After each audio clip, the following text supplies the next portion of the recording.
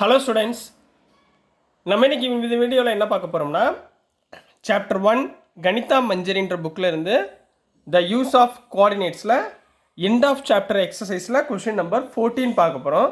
So question number 14 என்ன கொடுத்துருக்காங்க நம்ம a city has 2 main roads which cross each other at the centre of the city.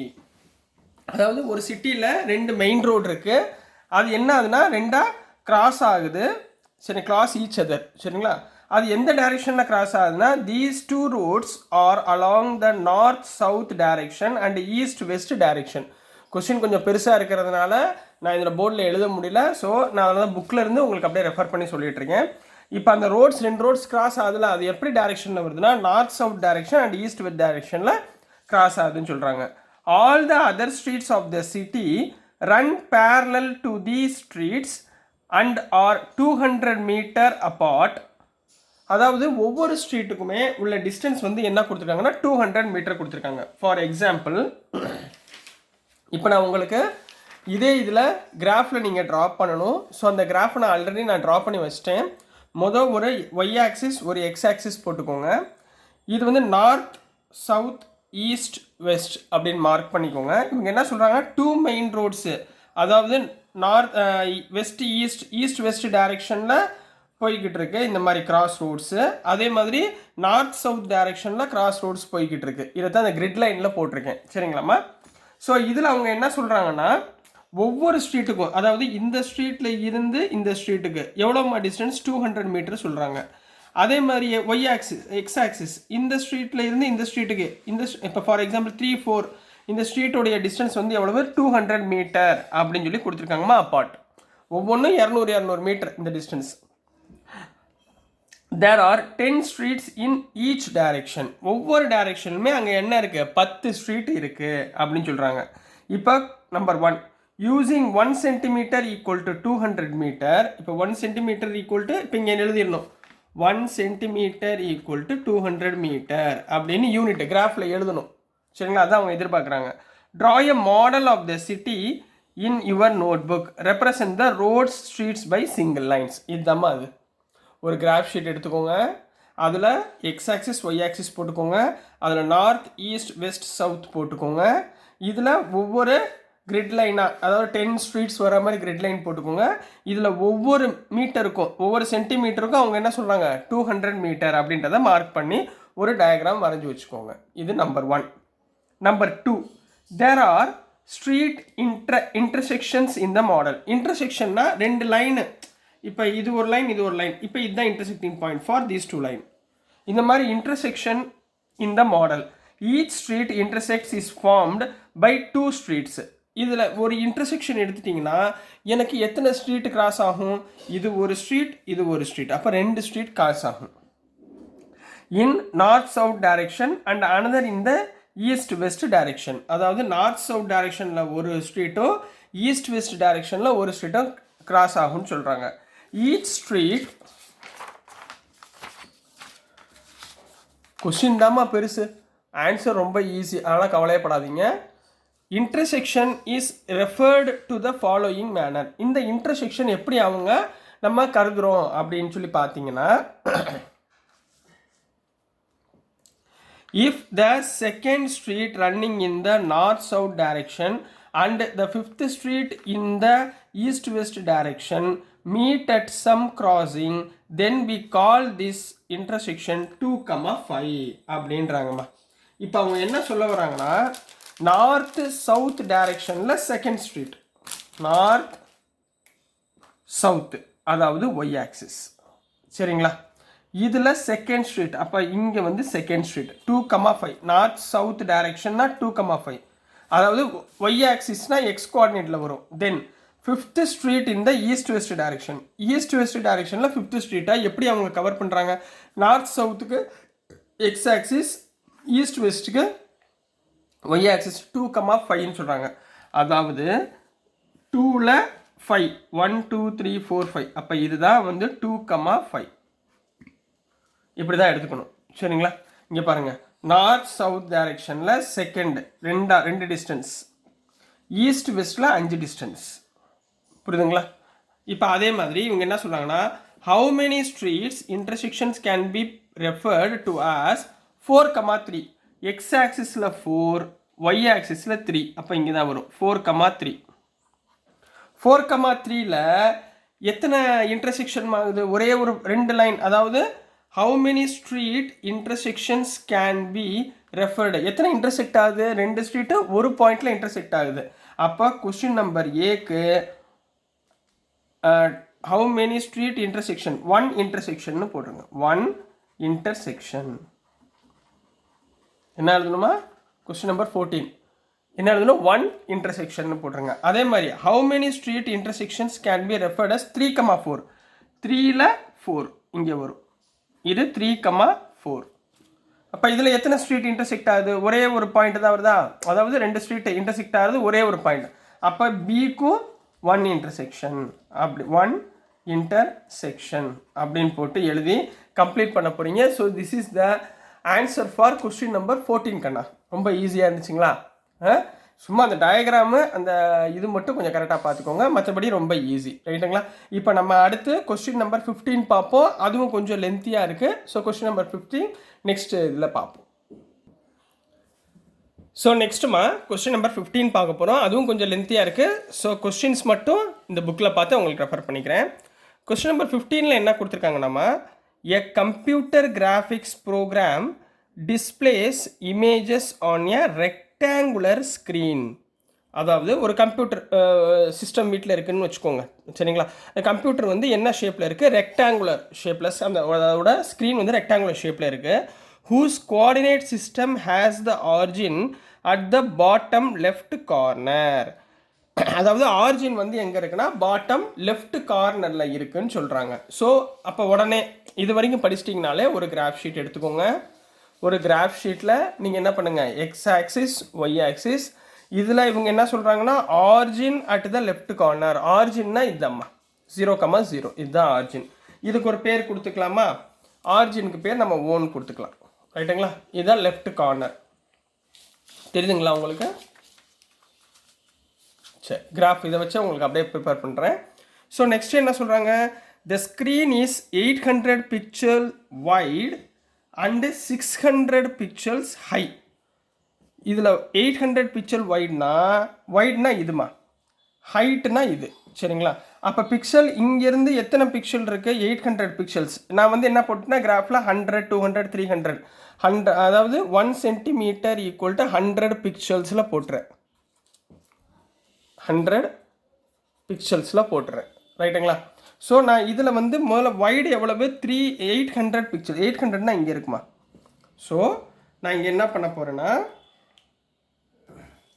இந்த 800 pixels நேராக ஒரு line draw பண்ணிக்கிறேன் சரிங்களா அடுத்து ஹைட் வந்து 600 பிக்சல்ஸ் 600 ஹைட்டு அப்போ இதுதான் அப்போ 600 இதுக்கு நேராக நான் என்ன பண்ணுறேன் ஒரு லைன் ட்ரா பண்ணிக்கிறேன் அப்போது உங்களுடைய ஸ்க்ரீன் வந்து இதுதாம்மா இந்த மாதிரி ப்ளூவில் போட்டிருக்கேன் சரிங்களா இதுதான் உங்கள் ஸ்க்ரீன் கிளியர் இதுதான் உங்கள் ஸ்க்ரீன் இதுதான் வந்து என்னது கம்ப்யூட்டர் கிராஃபிக்ஸ் ப்ரோக்ராம் ஸ்க்ரீனு 800 600 இப்போ இந்த பாயிண்ட் என்ன வரும் 800, 600 வரும் அதை எழுதி வச்சுக்கோங்க இப்போ அடுத்து அவங்க என்ன சொல்கிறாங்கன்னா a circular icon of radius 80 pixels is drawn with its center at the point a 100 150 ஏன்றது 100, 150 x ஆக்சிஸில் 100 y ஆக்சிஸில் 150னா இங்கே வரும் அப்போ இதுதான் 100, 150 இந்த 100, 150ல் ஒரு சர்க்கிள் ட்ரா பண்ண போகிறோம் இதை சென்டராக வச்சுக்கிட்டு எவ்வளோ பிக்சல்ஸ் 80 பிக்சல்ஸில் ஃபார் எக்ஸாம்பிள் உங்களுக்கு நான் என்ன பண்ணுறேன்னா இந்த பென்சிலில் உங்களுக்கு இங்கே பாருங்கள் இப்போ இதில் இருந்து இவ்வளவு 80 பிக்சல்ஸுங்களா ஒரு கேம்பஸ் எடுத்துக்கோங்க இந்த கேம்பஸில் இப்படி வச்சுக்கோங்க கேம்பஸில் ஸ்கேலும் இதுவும் இப்படி வச்சுக்கோங்க சரிங்களா 80 பிக்சல் எடுத்துகிட்டு இதில் சென்டர் இந்த பாயிண்ட் இருக்குது பார்த்தீங்களா இந்த சென்டரில் இப்படி வச்சுட்டு ஒரு சர்க்கிள் இப்படி ட்ரா பண்ணுங்கள் இதுலேருந்து 80 பிக்சல்ஸ் நான் ரஃபாக அப்படியே போடுறேன் ஒரு சர்க்கிள் ட்ரா பண்ணுங்கள் இந்த சர்க்கிளோடைய பிக்சல் எவ்வளோமா 80 பிக்சல் நான் இது ரஃபாக தான் போட்டிருக்கேன் நீங்கள் என்ன பண்ணுங்கள் 80 மார்க் பண்ணி கேம்பஸில் போடுங்க சரிங்களா அப்போ ஸோ இதுதான் உங்களுக்கு 80 பிக்சல். இது என்னம்மா 80 பிக்சல்ஸ். அடுத்து அவங்க என்ன சொல்கிறாங்க, another circular icon of radius 100 pixels is drawn with its center at the point 250 230. இப்போ அடுத்து அவங்க என்ன சொல்கிறாங்கன்னா எக்ஸ் ஆக்சிஸில் 250னா இங்கே வருது, ஒய் ஆக்சிஸில் 230னா இங்கே வரும். அப்போது 230னா இந்த இடத்துல சரிங்களா. அப்போ இதுதான் 250, 230ன்னு மார்க் பண்ணிக்கோங்க. இதை சென்டர் பாயிண்ட்டாக வச்சுக்கிட்டு 100 பிக்சர்ஸில் ஒரு சர்க்கிள் ட்ரா பண்ணுங்க. அப்போ 100 பிக்சர்ஸ்னால் நீங்கள் என்ன பண்ணுவீங்க, இதே மாதிரி பென்சில் கேம்பஸ் எடுத்துக்கோங்க. இந்த 100 பிக்சர்ஸில் இப்படி அளவு வச்சுக்கோங்க. வச்சுக்கிட்டு இது சென்டராக வச்சுக்கிட்டு இங்கே சென்டராக வச்சுக்கிட்டு 100 பிக்சர்ஸில் நீங்கள் என்ன பண்ணுங்கள், ஒரு சர்க்கிள் ட்ரா பண்ணுங்கள். இதை விட இது கொஞ்சம் பெருசாக இருக்கும், ஏன்னா இது 80 பிக்சல், இது 100 பிக்சல். ஸோ உங்களுக்கு டயக்ராம் வந்து இந்த மாதிரி வரும். கிளியர்? இது வந்து 100 பிக்சல்ஸ்ன்னு நோட் பண்ணிக்கோங்க. இது வந்து 100 பிக்சல்ஸ். நான் ரஃபாக தான் இது போட்டிருக்கேன். இது 80, இது 100 சரிங்களா. 100ல் சர்க்கிள் பண்ணிக்கோங்க. டிட்டர்மைன். இப்போ அடுத்த கொஸ்டின் கேட்குறாங்கம்மா. Determine whether any part of either circle lies outside the screen அப்படின்னு கேட்குறாங்கம்மா. ஸோ நீங்கள் அவங்க என்ன கேள்வி கேட்குறாங்க, இந்த டயக்ராம் யூஸ் பண்ணி சரிங்களா. நான் கொஸ்டின் எடுத்துடுறேன், உங்களுக்கு எக்ஸ்பிளைன் பண்ணுறேன். ஸோ அவங்க என்ன கேட்குறாங்க, whether any part of either circle lies out the screen. இங்கே பாருங்கள், இந்த சர்க்கிள் இருக்கா, இதுதான் ஸ்க்ரீனா, கம்ப்யூட்டர் ஸ்க்ரீன். இந்த சர்க்கிள் ஸ்க்ரீனுக்கு வெளியே எங்கேயாவது போயிருக்கா, போகலை சரிங்களா. சர்க்கிள்குள்ளே தான், இந்த ஸ்க்ரீனுக்குள்ளே தான் 2 சர்க்கிளும் இருக்குது. அப்போ நம்ம என்ன எழுதணும், நம்பர் 1க்குரிய ஆன்சர் நோ.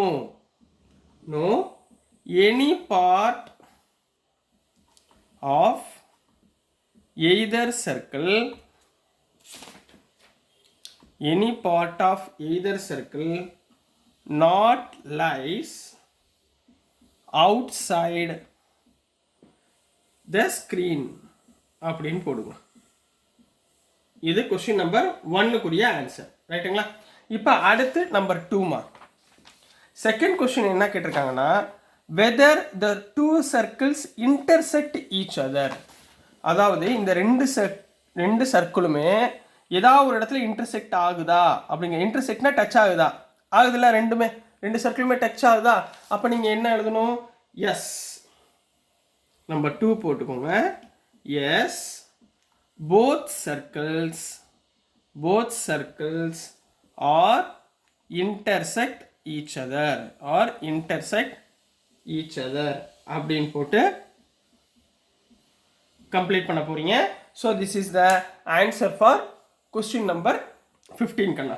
சரி, இப்போ இதே கொஸ்டின் நம்ம கிராஃபை யூஸ் பண்ணி பண்ணிட்டோம் ரைட்டுங்களா.